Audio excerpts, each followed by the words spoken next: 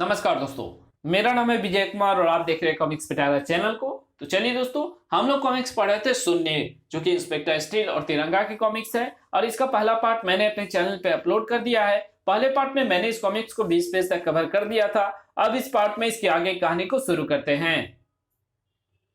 बाकी सब अपने आप हो जाएगा, क्योंकि इतनी ऊंचाई से गिरने से लगने वाली चोट शून्य के इर्द गिर्द मौजूद मजबूत शीशे के शून्य को जरूर तोड़ डालेगी। इतनी तगड़ी चोट को वो शून्य नहीं सह पाई, टूटकर बिखर गई। छनाक! और अभी शून्य ऊपर ऊपर से गिरने की चोट से उभरा भी ना था कि उस पर तिरंगा का कहर टूट पड़ा। अब शून्य संभल नहीं पा रहा था, तिरंगा उसे संभलने नहीं दे रहा था। धाड़! और तिरंगा उसे संभलने देता भी क्यों?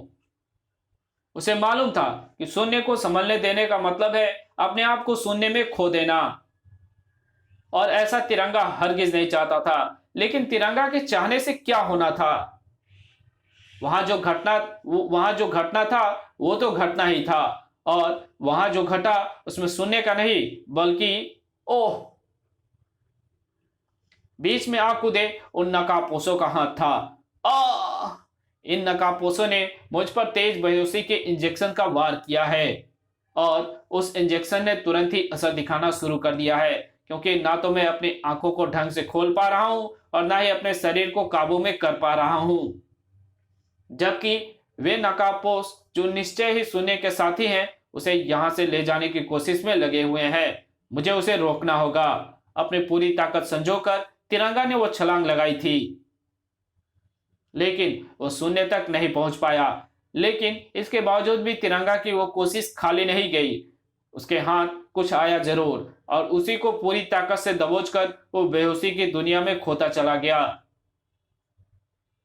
और जब तिरंगा के होश वापस लौटे, ओह, मैं कहाँ हूं?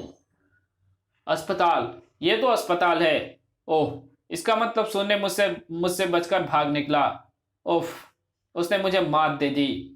माना कि शून्य तुम्हारे हाथों से बचकर निकल गया है तिरंगा, लेकिन इस खेल में तुम्हारी मात नहीं हुई है। एक मोहरा हमारे पास भी है। आप किस मोहरे की बात कर रहे हैं कमिश्नर साहब? शून्य के उस नकाबपोश साथी की, जिसे तुम बेहोश होते होते ऐसा दबोचा कि तुम्हारे बेहोश होने के बाद भी वो काफी देर तक तुम्हारी पकड़ से नहीं छूट पाया। काफी देर के बाद जब वो छूटा, तब तक पुलिस उसे जकड़ने घटनास्थल पर पहुंच चुकी थी। ओह, शुक्र है कुछ तो हाथ लगा। कुछ नहीं, बहुत कुछ कहो तिरंगा, क्योंकि जिसे तुमने जकड़ा था वो कोई मामूली गुंडा नहीं, बल्कि हकीका नाम का वो आतंकवादी है जो पाकिस्तान समर्थित आतंकवादी संगठन लिबरेशन फ्रंट के सरगना अफजल मसूद का दायां हाथ है। ओह, यानी शून्य भी उन्हीं में से एक है। नहीं, हकीका से की गई पूछताछ से अभी तक तो जो नतीजा निकला है उससे यह साफ है कि शून्य उनका साथी नहीं है। लेकिन यह पक्का है कि अफजल मसूद शून्य को अपना साथी बनाकर कोई ऐसा काम करवाना चाहता है जिससे देश को बहुत बड़ा नुकसान हो सकता है। इसने बताया क्या काम है वो? नहीं, टॉर्चर के सैकड़ों उपाय आजमाने के बाद भी ये कुछ नहीं बोला है। सिर्फ एक ही बात बोलता है कि हम उसे ज्यादा देर तक कैद में नहीं रख सकते। पहला मौका मिलते ही वो भाग जाएगा। इसका मतलब इससे वो बात उगलवाना बहुत मुश्किल है जिससे देश को भारी नुकसान हो सकता है। लेकिन वो बात इससे उगलवानी तो पड़ेगी ही। यहां देश को बचाने वाले फिक्रमंद थे और यहां उसे मिटाने वाले। मुझे बचाते बचाते तुम्हारा एक साथी भी पकड़ा गया, लेकिन उसके बाद भी तुमने अपने साथी को नहीं बल्कि मुझे तिरंगा से बचाया। हमारे उस साथी की चिंता मत करो, हमारे लिए तुम खास थे, वो नहीं। तुम्हारा तिरंगा के हाथों से बचना जरूरी था। मुझ पर यह मेहरबानी क्यों? क्योंकि तुम वो शख्स हो जिसने हर सुरक्षा इंतजामों की धज्जियां उड़ाकर स्पेस सेंटर और अंतरिक्ष में जाने वाले स्पेसशिप को तबाह कर दिया। तुम ही वो आदमी हो जिसने अकेले ही पूरी की पूरी पुलिस फोर्स को धत्ता बता दिया, और वो भी उन्हीं के हेडक्वार्टर में। इसलिए तुम ही वो आदमी हो जो हिंदुस्तान में बनने वाले नैनो हथियार के अड्डे को तबाह कर सकते हो, और मेरे आका ये जरूरी काम तुमसे मुफ्त में नहीं कराएंगे। इसके लिए तुम्हें 20 करोड़ रुपए दिए जाएंगे। 20 करोड़? मेरे सोने की कीमत तुम 20 करोड़ रुपए लगा रहे हो?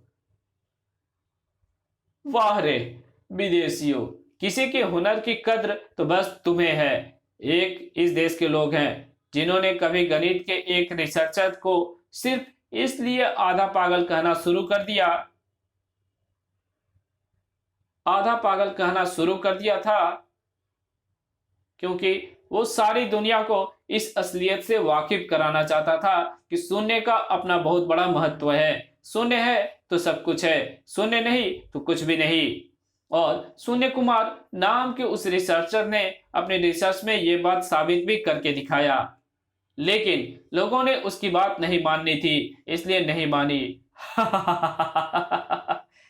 उसने अपनी बात मनवाने की जिद की तो लोगों ने उसे पूरा पागल कहना शुरू कर दिया, ऐसा पागल जिसे दूर से ही दुत्कारा जाता है। पत्थर मारे जाते हैं। आ! और एक दिन तो हद ही हो गई। पत्थर मार मारकर लोगों ने उसके शरीर को जख्मों से भर दिया। धार! और उसी दिन शून्य कुमार का सब्र भी हद पार कर गया। उसने अपने शरीर पर मौजूद सैकड़ों जख्मों की कसम खाई कि जब तक शून्य की ताकत दुनिया को नहीं दिखा देगा तब तक चैन से नहीं बैठेगा। और उस दिन से शून्य कुमार सारी दुनिया को शून्य की ताकत दिखाने में जुट गया, और उसके लिए उसने आधुनिक विज्ञान का सहारा लिया और जल्द ही सफलता हासिल करके शून्य कुमार से बन गया शून्य।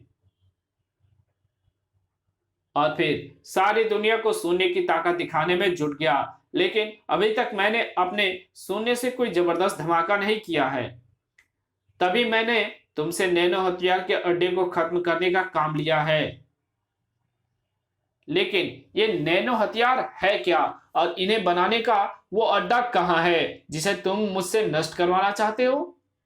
नैनो हथियार भविष्य के हथियार हैं। नैनो हथियार का मतलब है बहुत ही छोटे छोटे हथियार, इतने छोटे कि अधिकतर नैनो हथियार को तो नंगी आंखों से देख पाना भी मुश्किल है। लेकिन छोटे होने से इन नैनो हथियार की भयंकरता कम नहीं होती, बल्कि वो और भी ज्यादा बढ़ जाती है। इसलिए आजकल हर देश गुप्त रूप से अपने यहाँ नैनो हथियार बना रहा है। हिंदुस्तान भी उन्हीं देशों में शामिल है, और ये बात हमारे देश के आकाओं को हरगिज मंजूर नहीं। इसलिए वे हर कीमत में भारत में बनने वाले नैनो हथियार के अड्डे को खत्म करना चाहते हैं, ताकि जब हमारा देश हिंदुस्तान पर हमला करे तो उसके पास हमारे देश के नैनो हथियार से बचने का कोई रास्ता ना हो। रही बात हिंदुस्तान में नैनो हथियार को बनाने वाले अड्डे की, तो दोस्त, अगर वो अड्डा हमें मालूम होता तो हम कभी का उस पर हमला बोलकर उसे खत्म कर डालते। यानी नैनो हथियार बनाने वाले अड्डे को खत्म करने से पहले मुझे उसे खोजना है। हाँ, और ऐसा करने का हमारे पास एक ही सूत्र है। डॉक्टर अनीस रज्जा नामक वो प्रसिद्ध वैज्ञानिक जो इस समय राजनगर में मौजूद है। हमारी जांच से पता चला है कि डॉक्टर अनीस रज्जा ही नैनो हथियार को बनाने में मुख्य भूमिका निभा रहा है। वो नैनो हथियारों को, उस अड्डे को जानता है। इसलिए तुम्हें डॉक्टर अनीस को दबोचना होगा, और इसके लिए तुम्हें राजनगर जाना होगा। ठीक है, ये काम मैं कर दूंगा, लेकिन फिलहाल तुम्हें यहाँ से अपना अड्डा बदल देना चाहिए, क्योंकि तुम तिरंगा को नहीं जानते। तुम्हारे जिस आदमी को उसने गिरफ्तार किया है वो उससे यहाँ का पता उगलवा लेगा। ऐसा नहीं होगा, क्योंकि वो ना तो अपनी जुबान खोलेगा और ना ज्यादा देर तक तिरंगा की कैद में रहेगा। हकीका सचमुच कैद में नहीं रहा था। हट जाओ, जाने दो मुझे। या धार! हकीका नामक उस आतंकवादी की आंखों के आगे छाया अंधेरा। जब छटा तो ओह, मैं कहाँ हूं? अपने अड्डे पर।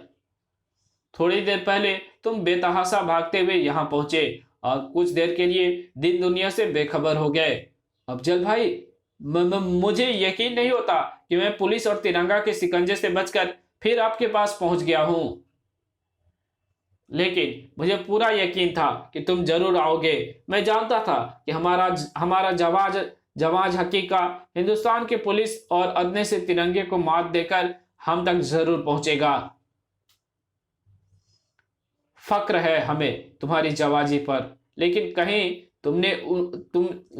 तुमने उनके सामने अपने मिशन के बारे में वक्त तो नहीं दिया। कैसी बातें कर रहे हैं अफजल भाई? क्या तुम समझते हो कि कोई हकीका की जुबान खुलवा सकता है? नहीं अफजल भाई, नहीं, ऐसा हरगिज नहीं हो सकता। तो फिर कहीं ऐसा तो नहीं कि उन्होंने तुम्हारे दिमाग को वास करके हमारे मिशन की सारी बातें निकाल दी हो और तुम जैसे जवान साथी को हमारे और जिस मिशन पर हम काम कर रहे हैं उसके लिए बेकार कर दिया हो? ऐसा कुछ भी नहीं हुआ है। उस मिशन की हर छोटी से छोटी बात मेरे जहन में वैसे ही महफूज है जैसे पहले थी। मुझे यकीन नहीं आता। आएगा। मैं आपको इस मिशन की हर बात बताता हूं, फिर आपको अपने आप यकीन आ जाएगा। अगले क्षण हकीका ने टेप रिकॉर्डर की तरह बोलना शुरू कर दिया और कुछ देर बाद जब वो रुका तो बोलिए अफजल भाई, अब तो आपको यकीन आया ना? हाँ, लेकिन शायद तुम्हें यह देखकर यकीन ना आए कि तुम्हारे सामने इस समय तुम्हारा अफजल भाई नहीं बल्कि तिरंगा खड़ा है और जिस जगह तुम खड़े हुए हो वो तुम्हारा अड्डा नहीं बल्कि पुलिस हेडक्वार्टर के बेसमेंट में लगाया गया तुम्हारे अड्डे जैसा सेट है। ओह, यानी मैं यहां से भागने में कामयाब नहीं हो पाया था। सही कहा। हालांकि कुछ देर पहले तक तुम्हारे दिलो दिमाग यही सोचकर खुश हो रहा था कि तुम भागने में कामयाब हो गए और सुरक्षित अपने अड्डे पर अपने अफजल भाई के सामने पहुंच गए, जबकि सच्चाई यह है कि जानबूझकर तुमको सिर्फ कुछ दूरी तक भागने का मौका दिया गया था। ऐसा कैसे लगा मुझे? उस मेडिसिन की बदौलत जो इंजेक्ट करके तुम्हारे शरीर में पहुंचाई गई। जब तुम हमारी गिरफ्त से बचकर भाग रहे थे तो मैंने तुम पर वार करके तुम्हें बेहोश कर दिया था। उस मेडिसिन की विशेषता है कि कुछ पलों के लिए इंसान के दिलो दिमाग में यह बात बैठा देती है कि उसने जो प्रयास किया है वो सफल हो गया है। तुम्हारे दिलो दिमाग में भी ये बात बैठ गई। रही सही कसर यहाँ लगाए गए सेट और मेरे चेहरे पर किए गए अफजल मसूद के मेकअप ने पूरी कर दी। तूने मेरे साथ इतना बड़ा धोखा किया तिरंगा, मैं तुम्हें छोड़ूंगा नहीं। मत छोड़ना, पहले अपने खोते होश को तो पकड़ो। धाड़! तिरंगा के एक ही परचम गुस्से ने हकीका के होश छीन लिए। मेरी तरह तेरा देश भी वर्षों से तिरंगा को छीनबीन करने का सपना देखता आया है, लेकिन तेरी तरह आज तक उसका भी सपना ना कभी पूरा हुआ है और ना कभी होगा। अब तुम क्या करोगे?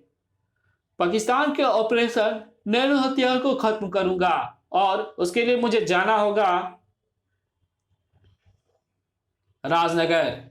उस कार में मौजूद है मेरा शिकार डॉक्टर अनीस रज्जा। उसी कार में वो मेरे साथ जाएगा। सुन्ने के हाथों से निकलकर कई अजीब से सुन्ने अनीस की कार के विभिन्न हिस्सों से जा चिपका और अगले ही पल, अरे ये क्या हो गया? ये तो अपने आप चल पड़ी और वो भी इंजन के बिना स्टार्ट हुए। कैसे? जवाब बाहर मौजूद था, कार के चारों टायर से चिपके उन शून्य के रूप में जो उस कार के टायर को तेजी से घुमा रहे थे, जिसमें डॉक्टर अनीस मौजूद था। ये कार ना जाने मुझे कहां ले जा रही है। मुझे तुरंत ही इससे बाहर कूद जाना चाहिए। ओह नो, कार के दरवाजे तो बाहर से लॉक हैं। दरवाजा को किसने लॉक किया? कार के दरवाजों से चिपके उन शून्य ने, जिनमें से कुछ कार को दिशा देकर उसे मेरे पास पहुंचा रहे हैं। अरे ये एकाएक अनीस की कार और मेरे बीच में क्या आ गया? Tank?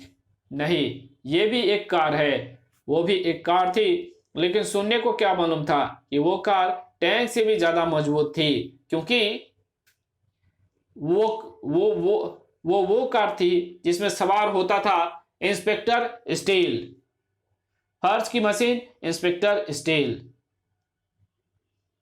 Super cop inspector steel. Hands up, you are under arrest. क्या कहा? मैं अपने हाथ ऊपर करूं और अपने आप को गिरफ्तार समझूं? पागल हुआ है टीन के डब्बे, सोने को तो सेनाएं भी गिरफ्तार नहीं कर। इस कहानी को यहीं खत्म करते हैं। इसके आगे कहानी पढ़ेंगे इसके पार्ट 3 में। तो मिलते हैं इसके तीसरे पार्ट में। तब तक के लिए बाय। अगर वीडियो अच्छी लगे तो वीडियो को लाइक कर देना, चैनल पर नए हो तो चैनल को सब्सक्राइब कर बेल आइकन को जरूर प्रेस कर देना। ओके, और इस वीडियो की जहां जरूरत हो वहां पे इसको शेयर कर देना और एक अच्छा सा कमेंट भी कर देना। Thank you very much video देखने के लिए।